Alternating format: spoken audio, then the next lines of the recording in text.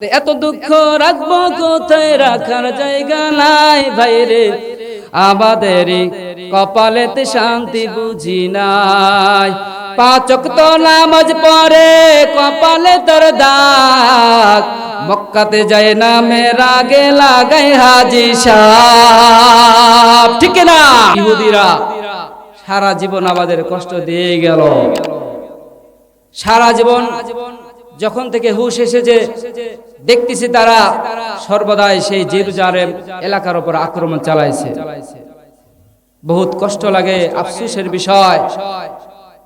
নিজের বাবা মার সামনে নিজের মেয়ের সাথে তারা জেনা ব্যভিচারে লিপ্ত হয়েছে। নিজের বাবার সামনে মায়ের সামনে ছোট বাচ্চাকে ফেরে দ্বিখণ্ডিত করে দিয়েছে। এই দৃশ্য আমাদের হৃদয়ে রক্তক্ষরণ করে, আমরা কখনোই মেনে নিতে পারবো না। ইহুদিরা শুধু আমাদের জ্বালা যতনাই করলো। এই ইহুদিরা প্রায় 50 জন নবীকে হত্যা করেছে। কতজন? ইহুদিরা আমার নবীকে পর্যন্ত ছাড়া নাই। আবার নবীকে কত কষ্ট দিল, আবার নবীর খাবারের মধ্যে বিষ মাখাইয়ে দিল, আবার নবীর রাস্তার মধ্যে সেই পথের মধ্যে কাঁটা বিছাই দিত। এই ইহুদিরা এমনকি আবার নবীকে মেরে ফেলার জন্য দেওয়াল দিয়ে ফেলে দিয়ে নবীকে নিষ্পেষিত করার প্রচেষ্টা চালাইছেন। কথা বলেন ঠিক কিনা? ইহুদি মহিলার ঘটনা আমরা সবাই জানি। পথিমধ্যে কাটা দেয়, দূর থেকে শুধু হাসে। একদিন নবীজি দেখলেন পথিমধ্যে কাটা নাই, অবাক হয়ে গেলেন। নবীজি বললেন অবশ্যই বুড়ির কোনো একটা সমস্যা হয়েছে। নবী আলাইহিস সালাম বাসায় গেলেন, দেখলেন বুড়ি মা অসুস্থ। কি বলেন সবাই? কি সেবা শুশ্রূষা করার মতো কোনো মানুষ নেই। বিশ্ব নবী রাহমাতুল নবী জনাবে মুহাম্মদুর রাসূলুল্লাহ সাল্লাল্লাহু আলাইহি সাল্লাম বুড়ির পাশে দাঁড়াইলেন। দেখলেন বুড়ি বিছানায় কাতরাইতেছে। বিশ্ব নবী রাহমাতুল লিল আলামিন বুড়ির সেবা যত্ন করলেন। শুধু তাই নয়, বিছানা পোশাক পরিচ্ছদগুলো পর্যন্ত পরিষ্কার করে শুকায় দিলেন। আমার বন্ধুগণ, এক পর্যায়ে বুড়ি বলল, তুমি না আব্দুল্লাহ ছিলে মুহাম্মদ, তোমার কথা আমি কাটা দেই। তবে মুহাম্মদ শুনে নাও, আমি চিনতে পারি নাই তোমার যে এতটাই ব্যবহার ভালো। মুহাম্মদ, তোমার ব্যবহারে আমি মুগ্ধ হয়েছি। আর দেরি নয়, দুইটা হাত বাড়ায়া দাও আর আমারে কালিমা পড়াইয়া মুসলমান বানায়া দাও। লা ইলাহা ইল্লাল্লাহু মুহাম্মাদুর রাসূলুল্লাহ সাল্লাল্লাহু আলাইহি ওয়াসাল্লাম। আমার ভাইয়েরা, আমার বন্ধুগণ, নবী আলাইহিস সালামকে কতটাই কষ্ট দিয়েছে এই ইহুদি জাতি। এখন দেখা যায় বাংলা জমিনের মধ্যে অনেকে ইহুদিদের দালালি করতে। এই ইহুদিরা এমনকি এতটাই খারাপ ছিল, বিশ্ব নবীর লাশ পর্যন্ত চুরি করার দুঃসাহস করেছে তারা। কথা বলেন ঠিক কিনা? নবীজির লাশ চুরি করার জন্য তারা গিয়েছিল। আমার ভাইয়েরা, আমার বন্ধুগণ, বাদশা নুরউদ্দিন জঙ্গি রহমতুল্লাহ আলাইহি জামানা নবীজি স্বপ্নের মধ্যে দেখায়া দিলেন, বাদশা নুরউদ্দিন জঙ্গি, আর দেরি করো না। এই নুরউদ্দিন জঙ্গি, শুনে নাও, 3 জন চেহারা বিশিষ্ট এই মানুষগুলো তোমারে স্বপ্নের মধ্যে ওপেন করে দিলাম। তাদের চক্ষুগুলো হবে নীল বর্ণের। আমার লাশটা চুরি করার জন্য তারা রওনা দিয়েছে। শুধু তাই নয়, খনন করতে করতে এক পর্যায়ে মাত্র কয়েকটা হাত বাকি আছে, আমার লাশ চুরি করে ফেলবে তারা। আর দেরি করো না। বাদশা নুরউদ্দিন জঙ্গি রহমতুল্লাহি আলাইহির ঘুম ভেঙে যায় আর মালিকের দরবারে শুকরিয়া আদায় করে আর বলে, মালিক, ও মালিক, জীবনে অনেক ইতিহাস আর পাতিহাস পড়েছি, অনেক ইতিহাস পড়েছি, নবীর জীবনে পড়েছি, নবীকে অনেক ভালোবাসি। 2 চোখে তো কোনোদিন ডাইরেক্ট নবীকে দেখতে পাই নাই। আজকে স্বপ্ন যোগ হলো দেখাইয়া আমার দিলটারে আপনি আল্লাহ ঠান্ডা করে দিয়েছেন। আমার ভাইয়েরা, 3 দিন আবার একই স্বপ্ন।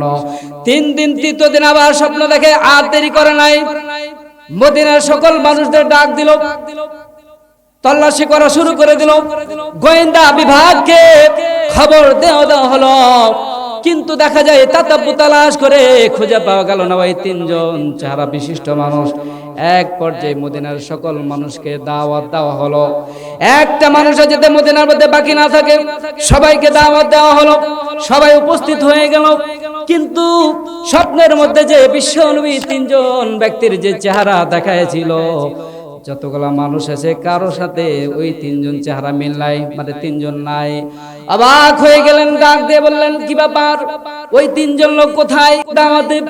বলে, হ্যাঁ সবাই এসেছে। একজন ব্যক্তি পাশ থেকে দাঁড়ায় বলে, বাদশা নামদার, সবাই এসেছে ঠিক, কিন্তু মদিনার মধ্যে তিনজন ব্যক্তি আছে বড় সুফি, বড় আল্লাহওয়ালা, এরা দাওয়াতে আসে না, এরা দাওয়াত গ্রহণ করে না। আল্লাহু আকবার বলেন। কয়জন ব্যক্তি দেখছে বাদশা? তিনজনের সাথে তো মিলে যাচ্ছে, ছক মিলে যাচ্ছে, কথা বলে ঠিক না? বলছে জাস্ট হয়েছে। এবার আর কোনো কথা না করে, কোনো দিকে কর্ণপাত না করিয়া ডাইরেক্ট মসজিদে নববীতে চলে গেলেন। দেখলেন তিনজন ব্যক্তি, ঠিক তিনজন ব্যক্তি খুব সুন্দর ভাবে আছে। গায়ের মধ্যে খুব লম্বা জামা, ইয়া বড় দাড়ি, আর মাথায় বড় টুপি, আর উবাল দিয়ে ঘোমটা পরায় আছে। সুবহানাল্লাহ বলেন। কত সুন্দর চেহারা। কিন্তু এই ব্যক্তি, তিনজন ব্যক্তি কিন্তু ইহুদি।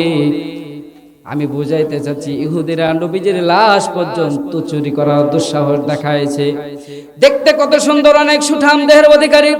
অবাক হয়ে গেলেন, একজনের রুমালটা টান দিলেন, আর সাথে সাথে তিনজনের যে চেহারা বিশ্ব নবী স্বপ্নের মধ্যে দেখাইছিলেন, হুবহু একজনের চেহারা পরিপূর্ণ মিলে গেছে। আল্লাহু আকবার। দুইজনের চেহারা এবার উন্মুক্ত করলেন, দেখছে যে একেবারে ওই তিনজন নবীজি যে স্বপ্নের মধ্যে তিনজনের ছবি দেখাইছেন এবং চক্ষু গলা নীল বর্ণের হবে, হুবহু তিনজন ধরে ফেলেছে। বলছে, বল কোথায় তোরা গর্ত খনন করতেছি? বলছে, না না, গর্ত আমরা খনন করতেছি না, আমরা খুব আল্লাহওয়ালা সুফি। ওরা কি বলেন? সমাজের মধ্যে কিছু লোক আছে যারা খুব আল্লাহওয়ালা মনে হয়, খুব সুফি টাইপের মনে হয়, কিন্তু ভিতরে গন্ডগোল, উপরে ফিটফাট, ভিতরে সদরঘাট। এরকম লোক সমাজে আছে না নাই?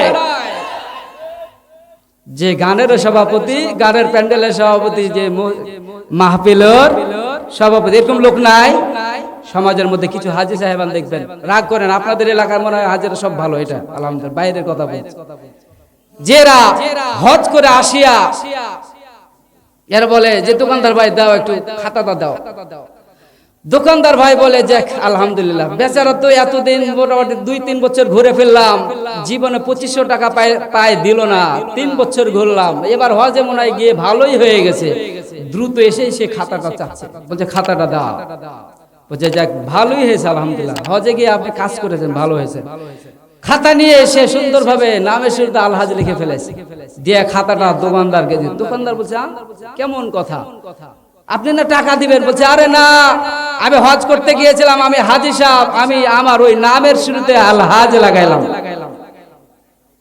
নামের শুরুতে কি লাগাইলাম? আলহাজ লাগাইলাম। এরকম লোক আছে না না? এত দুঃখ রাখবো কোথায়, এত দুঃখ রাখবো কোথায়, রাখার জায়গা নাই ভাইরে, আমাদেরই কপালেতে শান্তি বুঝি নাই ভাইরে, আমাদেরই কপালেতে শান্তি বুঝি নাই। ঠিক কিনা বলেন সবাই আমার সাথে? এত দুঃখ রাখবো কোথায়, রাখার জায়গা নাই ভাইরে, আমাদেরই কপালেতে শান্তি বুঝি নাই। 5 ওয়াক্ত নামাজ পড়ে কপালে তোর দাগ, মক্কাতে যায় না মেরা গে লাগাই হাজী সাহেব। ঠিক না? 5 ওয়াক্ত নামাজ পড়ে কপালে তোর দাগ, মক্কাতে যায় না মেরা গে লাগাই হাজী সাহেব। চা দোকানে বসে হাজি, চা দোকানে বসে হাজি, টেলিভিশন চাই ভাইরে, চা দোকানে বসে হাজি, টেলিভিশন চাই। হিন্দি গানের তালে তালে পা দুটি নাচাই ভাইরে, হিন্দি গানের তালে তালে পা দুটি নাচায়। এত দুঃখ রাখবো কোথায় রাখার জায়গা নাই ভাইরে, এত দুঃখ রাখবো কোথায় রাখার জায়গা নাই। আমাদের বলেন সবাই, আমাদেরই কপালেতে শান্তি বুঝি নাই ভাইরে, আমাদেরই কপালেতে শান্তি বুঝি নাই। লিল্লাহে তাকবীর। আল কোরআনের আলো সংসদে জালো, ঘরে বাইরে জালো।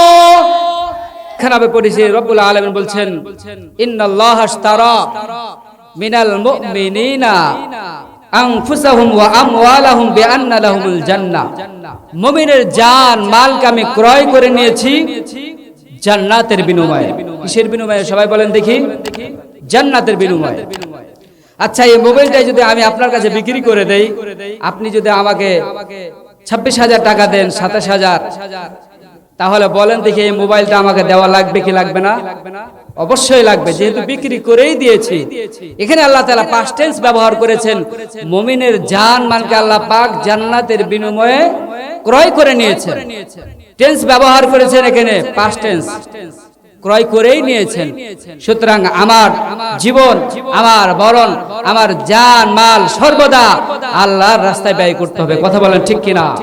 সাহাবায়ে কেরাম নিজেদের জীবনকে বিলীন করে দিয়েছে, রক্ত দিয়েছে, জীবন দিয়েছে, জান দিয়েছে, মাল দিয়েছে।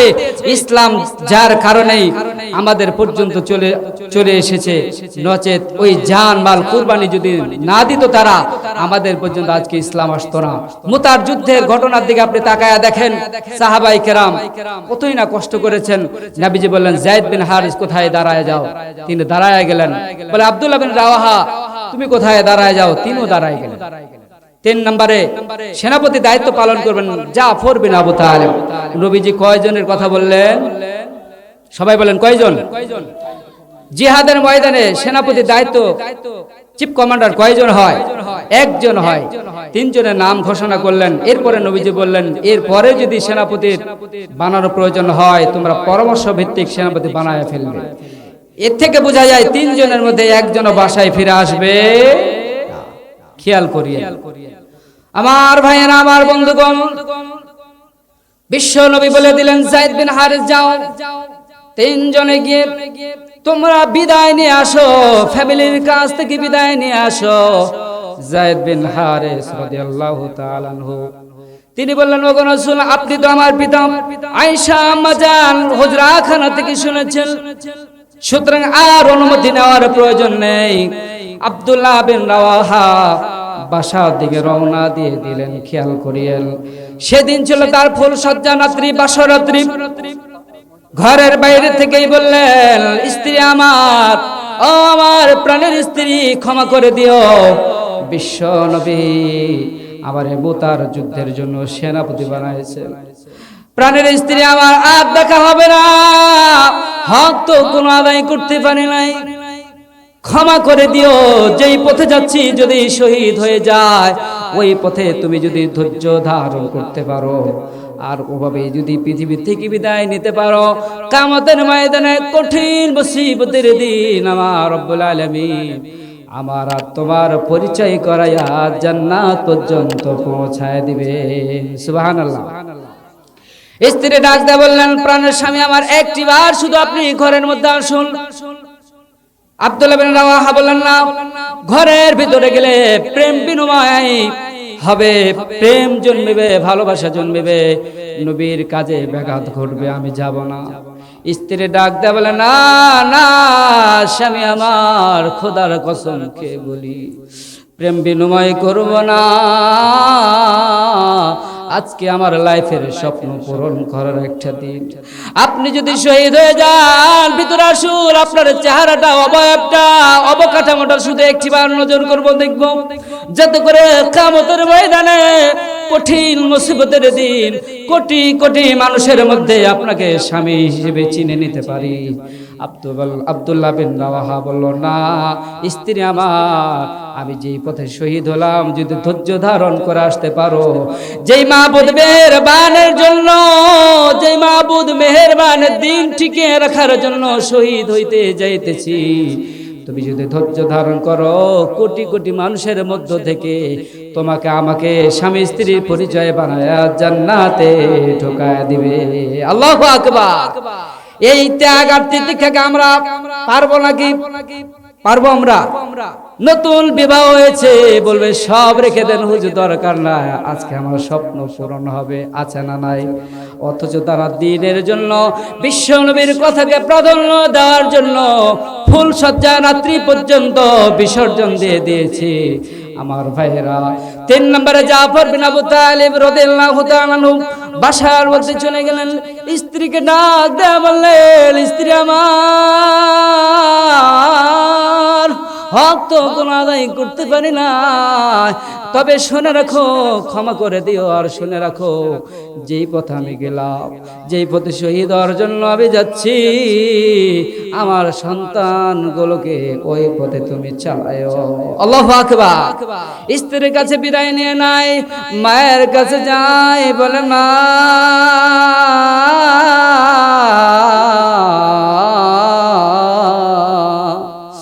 আমার ভাইয়েরা, মা শব্দ একটি শব্দ সারা পৃথিবীকে যদি বিক্রি করে দেয়, মায়ের তুলনা কোনোদিন হবে নাকি? হবে নাকি? ওগো মা, তুমি এই ধরনের শ্রেষ্ঠ নিয়ামত, তোমারই পদতলে রয়েছে জান্নাত। ওগো মা,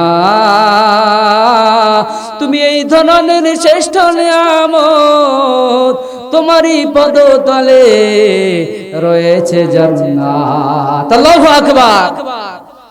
মায়ের কাছে বিদায় নিয়ে নাই, মা বলে তোমারে বাধা দিতে পারবো না, কারণ বিশ্ব নবী বলেছে।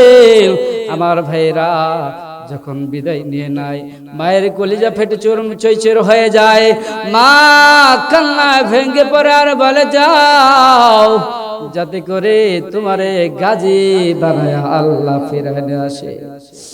আমার ভাইয়ের, আমার বন্ধুগণ, জাফর বিন আবু তালিব বলে, না না না মা, আজকে তোমার দোয়া কবুল হবে না, কারণ বিশ্ব নবী 3 জনকে সেনাপতির দায়িত্ব দিয়েছেন। শেষে বলেছেন, জাফর বিন আবু তালিবের পরে যদি সেনাপতির প্রয়োজন হয়, পরামর্শ করিয়া তোমরা সেনাপতি বানাইবা। 3 জন জিহাদের ময়দানে চলে গেল। খেয়াল করিয়া 3 জন জিহাদের ময়দানে যাওয়ার পর যায়েদ বিন হারিস রাদিয়াল্লাহু তাআলা আনহু জিহাদের ময়দানে জিহাদ করতে করতে, ইসলামের পক্ষে জিহাদ করতে করতে কাফেরদেরকে কচু কাটার মতো করিয়া ইসলামের পতাকা মাটিতে পড়তে দেয় না, দাঁত দিয়ে কামড়ে ধরে ইসলামের পতাকা উড্ডয়ন করেছে। আল্লাহু আকবার। মাটিতে পড়তে দেয় নাই। লিল্লাহে তাকবীর। আমার বন্ধুগণ, আমরা তো আজকে কাপুরুষতার মতো ঘরে বসে থাকি, নবীর ইজ্জত নিয়ে লুণ্ঠন করে, নবীকে নিয়ে ব্যঙ্গ করে, আর রাজপথে আমরা নামতে চাই না। কথা বলেন ঠিক কিনা?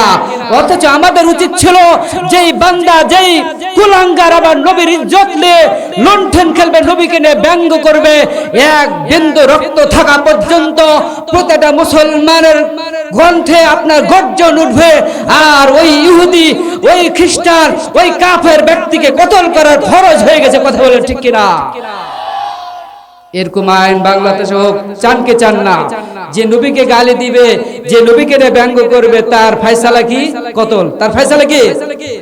দুনিয়া থেকে ধরাশায়ী করে দিতে হবে। তার এই জমিনে থাকার কোনো অধিকার ভয় করা যাবে না।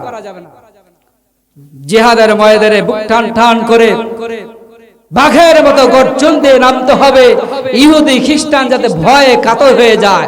আজকে আমাদের ঈমান দুর্বল হয়ে গিয়েছে। মুসলমানকে গালি দেয়, আমাদের কিচ্ছু হয় না। মুসলমানের নবীকে নিয়ে গালি দেয়, কিছুই হয় না। কিছুদিন আগে দেখলেন আল্লাহকে পর্যন্ত সেই গালি দিল, আমাদের একটুকু টনক নড়ে নাই। কথা বলেন ঠিক কিনা? অথচ আমাদের উচিত ছিল জিহাদ করা, আমাদের উচিত ছিল রাজপথে নামায়া তার প্রতিবাদ, তীব্র প্রতিবাদ জানানো। লড়াইয়ের ওই ময়দানেতে যেতে তোমাকে হবে, প্রয়োজনে সব রক্তটুকু জমিনে ঢেলে দেবে, ঠিক না? লড়াইয়ের ওই ময়দানেতে যেতে তোমাকে হবে, প্রয়োজনে সব রক্তটুকু জমিনে ঢেলে দেবে। তবুও তোমায় লড়তেই হবে, মানবে না পরাজয়। তবুও তোমায় লড়তেই হবে, মানবে না পরাজয়। বিপ্লব মানে জীবন দেয়া বসে থাকা নয়, সে কোনো দিন আসবে না রে করো যদি ভয়। বিপ্লব মানে জীবন দেয়া বসে থাকা নয়, সে কোনো দিন আসবে না রে করো যদি ভয়। ভয় করা যাবে? আমার ভাইয়ের, আমার বন্ধুগণ, আব্দুল্লাহ বিন রাওয়াহা তিনি কাফেরদের উপর ঝাঁপিয়ে পড়েছেন, একেবারে তলোয়ার তীব্র গতিতে চালাইতেছেন। হাজার হাজার শত শত কাফেরদেরকে দুনিয়া থেকে বিদায় দিয়ে ইসলামের পতাকা উঁচু করে ধরে রেখেছেন, শহীদ হয়ে গেলেন। 3 নম্বর হচ্ছে জাফর বিন আবু তালিব, তাকে কাফেররা আক্রমণ করলো, ডান হাত কাটা হলো, পতাকা বাম হাতে ধারণ করলেন। আল্লাহু আকবার বলেন।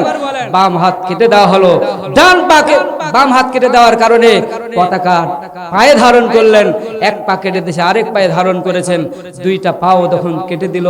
ইসলামের পতাকা এক মুহূর্তের জন্য মাটিতে পড়তে দেয় নাই। আল্লাহু আকবার।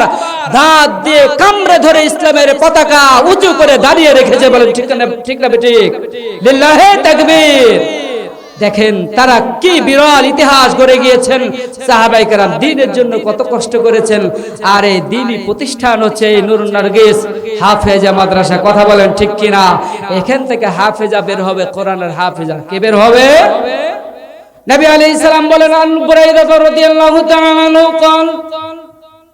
قال رسول الله صلى الله عليه وسلم من قرأ القرآن وعمل به ألبس والداه تاجا يوم القيامة। আল্লাহু আকবার বলেন। নবীজি বলেন, যেই মা বাবার সন্তান হাফেজ কোরআন হবে অথবা হাফেজা হবে, উলবিসা ওয়ালিদাহু, তার মা এবং বাবা উভয়কে কিয়ামতের ময়দানে কঠিন মুসিবতের দিন নূরের মুকুট পরিধান করানো হবে। সুবহানাল্লাহ বলেন। এমন নূরের মুকুট পরিধান করানো হবে, সূর্যের আলো যতটা উজ্জ্বল তার থেকেও বেশি উজ্জ্বল হবে নূরের মুকুট। আমার ভাইয়েরা, আমার বন্ধুগণ, এই যে মাদ্রাসার হাফেজা বের হবে, আপনারা এতে খুশি না বেজার? আওয়াজ দিয়ে বলেন, খুশি না বেজার? যে এলাকার মধ্যে দ্বীনি প্রতিষ্ঠান থাকবে, ও এলাকার উপর আল্লাহর আযাব গজব থেকে আল্লাহ পাক হেফাজত করবে। আমার ভাইয়েরা, আমার বন্ধুগণ, এই হাফেজা আর যদি পুরুষ মাদ্রাসা হয়, হাফেজে কোরআনদের যদি কেউ দানা ভাত খাওয়ায়, কি খাওয়ায়? প্রতিটা দানা মৌমাছির আকার ধারণ করিয়া কবরের মধ্যে যখন আপনাকে রাখা হবে, মা পদ্মার অন্তরের অনেক মা আছেন, আপনাদের উদ্দেশ্যে অবশ্য আমি কিছু কথা আজকে বলে যাব ইনশাআল্লাহ। আমার ভাইয়েরা, আমার বন্ধুগণ, কবরের মধ্যে যখন আমাকে আপনাকে রেখে দেওয়া হবে, জাহান্নামের আগুনগুলো যখন দাও দাও করে জ্বলে যখন আপনার আমার কবরের মধ্যে আসতে চাইবে, প্রতিটা দানা গোলা মৌমাছির আকার ধারণ করবে। সুবহানাল্লাহ বলেন। প্রতিটা দানা, প্রতিটা খাবার, প্রতিটা চাউল গোলা মৌমাছির আকার ধারণ করিয়া যে ছিদ্র থেকে জাহান্নামের আগুন গুলো আসতে থাকে, প্রতিটা ছিদ্রতে ওই মৌমাছি গোলা বসে যাবে, যার কারণে জাহান্নামের আগুন আপনাকে আমাকে স্পর্শ করতে পারবে না। আল্লাহু আকবার। আমার ভাইয়েরা, আমার বন্ধুগণ, এই যে মাদ্রাসার হাফেজ গোলাপ, মাদ্রাসার ছেলেগুলা, মাদ্রাসার মেয়েগুলা আপনার বাড়িতে যে লজিং থাকে, একজন মেহমান, তিনি মেহমানের কদর করা জরুরি। নবীজি বলেন, মান আমানা বিল্লাহি ওয়াল ইয়াউমিল আখির ফালাইকুরিম দাইফাহু, যে আখিরাতের প্রতি ঈমান আনে, আল্লাহর প্রতি যে ঈমান এনেছে, আখিরাতের প্রতি যে ঈমান এনেছে, তার উচিত সে যেন মেহমানের অবশ্যই সম্মান করে। বলেন দেখি, মেহমান যদি বাড়িতে আসে, এর দ্বারা কি আমাদের মন খারাপ করা যাবে? জি, আমাদের তো মুখটা এমন ভারী হয়, ওরে বাপ রে বাপ, মুখটা কত ফ্রেশ ক্লিন ছিল, মেহমান দেখলে দেখছি ওরে বাপ রে বাপ, দু চারটা আসলো আমার বোন ছেলে পেলে ভাগ্নে আসলো রে, শেষ করে ফেলাইবে আজকে রে। এরকম মানুষ আছে না নাই? মেহমান দেখলে ওর মাথা খারাপ হয়ে যায়, অথচ মেহমান আসে বরকত নিয়ে আলহামদুলিল্লাহ পড়েন, মেহমান আসে তার রিজিক নিয়ে আলহামদুলিল্লাহ পড়েন। এই জন্য মেহমান দেখে মন খারাপ কিছু করার নেই। হযরত ইব্রাহিম আলাইহিস সালাম নাম শুনেছেন আপনারা? সবাই বলেন নাম শুনেছেন? জি, সবাই নাম শুনেন নাই? ইব্রাহিম আলাইহিস সালাম একটা অভ্যাস ছিল, মেহমান ছাড়া তিনি কখনোই খানা খেতেন না। সুবহানাল্লাহ বলেন। একবার দেখা যায় মেহমানের পাত্তাই নাই, 2 দিন 3 দিন পার হয়ে যাচ্ছে, পেরেশান। হযরত ইব্রাহিম আলাইহিস সালাম রাস্তার মোড়ে চৌমুহনীতে দাঁড়াইলেন, দেখলেন এক ভিক্ষুক, তাকে ধরে নিয়ে এসে বলছে চলো আমার বাড়িতে মেহমান হও, আমার খাবার ঢোকে না মেহমান ছাড়া। আলহামদুলিল্লাহ পড়েন। ইব্রাহিম আলাইহিস সালাম ডাক দিলেন, নিয়ে আসার পর দেখা যায় ভিক্ষুক হাতও ধুলো না, আবার প্লেটের মধ্যে বসাইছে, প্লেটের মধ্যে খাবার সময় আল্লাহর নামটাও নিল না। ইব্রাহিম আলাইহিস সালাম রাগান্বিত হয়ে গেছেন, অবাক করা কাণ্ড, এমন একটা মেহমান নিয়ে আসলাম যে হাতও ধুলো না, আবার আল্লাহর নামটাও তুই নিলি না, ভিক্ষুক বেটা তুই ওঠ, তুই ওঠ। ভিক্ষুক ওরে বাপ রে বাপ, যেভাবে বলছে ওঠ তাহলে তো শেষ করে ফেলাইবে। ভিক্ষুক ব্যক্তি হাতটা ঝাড়া দিয়ে সামনের দিকে অগ্রসর হচ্ছে, চলে যাচ্ছে। আমার ভাইরা, আমার বন্ধুগণ, ভিক্ষুক হাতটা ঝাড়া দিয়ে যখন সামনের দিকে যায়, কিছুতে যাওয়ার পর আমার আল্লাহ রাব্বুল আলামিন ইব্রাহিম আলাইহিস সালামকে বললেন, ইব্রাহিম কি করলি কাজটা? বলে কেন আল্লাহ, তুমি কি জানো না সে খাবার সবাই তোমার নামটাও নিল না, হাতটা তো ধুলোই না তোমার নামটা পর্যন্ত নিল না। আল্লাহু আকবার বলেন। আর রব্বুল আলামিন বলে, ইব্রাহিম তোমার এই কাজে আমি সন্তুষ্ট না, যাও যাও যাও তারে খাবার খাওয়াও।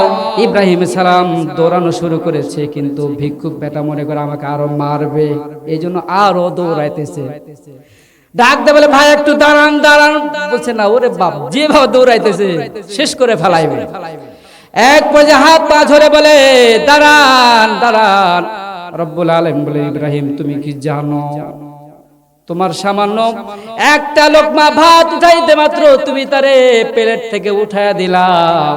তুমি কি জানো এই কাফের ব্যক্তি 1 নয় 2 নয়, প্রায় 77 বছর পর্যন্ত, প্রায় 77 বছর পর্যন্ত তার আমি খাওয়াইতেছি, কোনোদিন সে আমার নাম নেই নাই। 77 বছর পর্যন্ত খাওয়ার পরও নাম ছাড়াই সে খাইলো, তারে কোনোদিন প্লেট থেকে উঠাইয়া দেই নাই। আর এক বেলা খাওয়াতে গিয়ে তুমি তারে প্লেট থেকে উঠাইয়া দিলা। আল্লাহু আকবার বলেন। ইব্রাহিম কি কাজটা করলি রে? ইব্রাহিম সালাম দৌড়ানো শুরু করেছে, বলে ভাই দাঁড়ান দাঁড়ান দাঁড়ান। দাঁড়াইলো, এক পর্যায়ে বলো চলেন খাবার খান, তারপরে কোনো কথা। ভিক্ষুক ডাক দিয়ে বলে, কি বাবা বুঝলাম না, আপনি কিছুক্ষণ আগে আমারে তাড়ায় দিলেন, আবার আমাকে বসাইতেছেন, কারণটা কি? ইব্রাহিম আলাইহিস সালাম বললেন, ভিক্ষুক রে, আমার মালিক আসমানের মালিক আমারে বলেছে তোমারে 77 বছর পর্যন্ত তোমারে খাওয়াইতেছে, কোনদিন তুমি আল্লাহর নাম নেও নাই, আল্লাহ তোমারে পেট থেকে উঠায়া দেয় নাই, আল্লাহ তোমার খাবার বারণ করে দেয় না। আর ইব্রাহিম একবেলা খাবারের জন্য তুই আমার বান্দাকে উঠাইয়া দিলি। ভিক্ষুক ব্যক্তির ডাক দেয়া বলে, আল্লাহ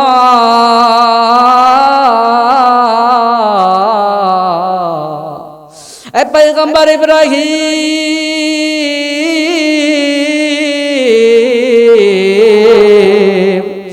খানার মধ্যে হাত দেওয়ার আগে তোর 2টা হাত, আপনার 2টা হাত আমার দিকে বাড়ায় দাও। আল্লাহু আকবার।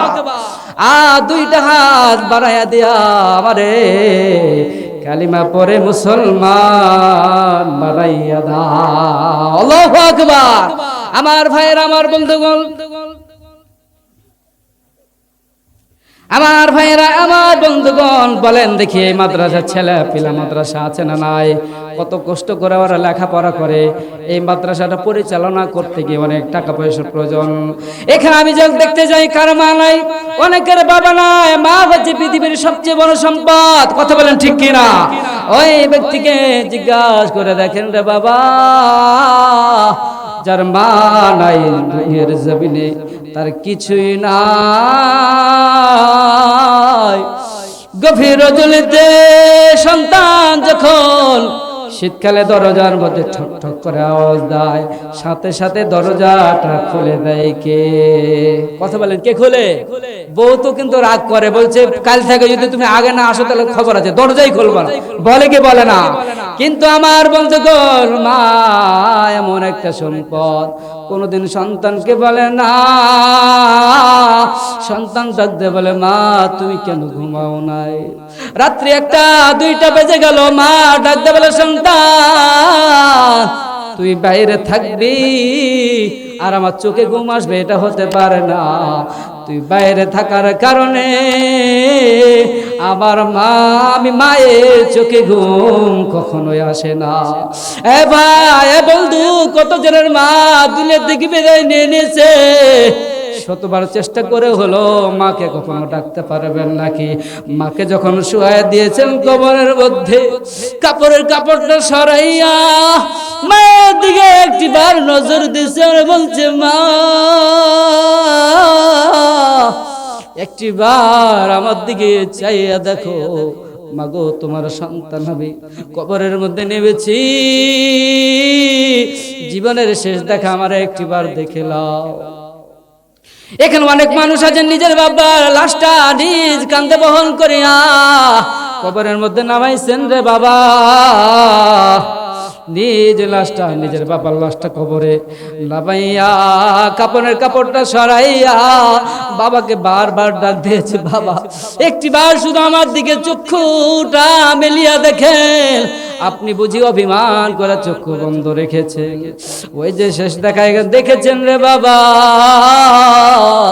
আজকে 4 বছর হয়ে গেল, আজকে 5 বছর হয়ে গেল, আজকে 12 বছর হয়ে গেল, বাবাকে কোনোদিন দেখতে পাইলাম না। কথা বলেন ঠিক কিনা? আমি আপনাদের কাছে করজোরে অনুরোধ, ওই মা ওই বাবা রমজান মাসের ওসিলা করে কবরে আযাব মাফ ছিল। কথা বলেন ঠিক কিনা? রমজান শেষ হয়েছে, আবার কবরে আযাব শুরু হয়ে গেছে। আমি দেখতে চাই ওই মার জন্য, ওই বাবার